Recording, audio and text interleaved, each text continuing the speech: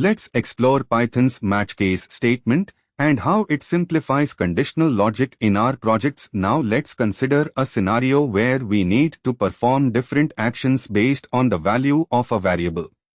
We've all been there, using if-else chains that can get cumbersome and hard to read. Watch what happens when we have multiple conditions to check. So, we need a better way to handle this, and that's where match case comes in.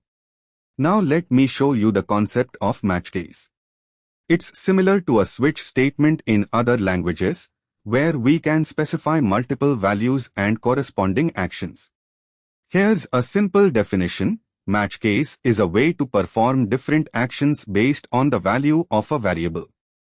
Think of it like a router, directing traffic to the right place. So, let's walk through our first example. We have a variable value, and we want to print out a message based on its value. Now, we use the match statement, followed by the value we are checking, and then the case statements.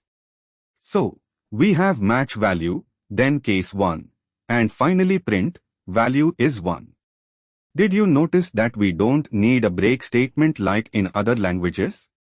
Now, let's consider a real-world example. Suppose we are building a simple calculator and we want to perform different operations based on the user's input. We can use match case to simplify our code. So, we have a function calculate that takes an operator and two numbers, and then uses match case to perform the right operation. And here's how it looks. We define the function, then the match statement, and then the case statements for each operator. Here's where most people get confused. When using match case, make sure to handle all possible values, or you'll get a syntax error. So, let's see what happens when we forget to handle a value. Watch what happens here. If we don't handle a value, we'll get an error. Now, let's fix it by adding a default case. And here's the corrected code. We add a case underscore statement to handle any other values.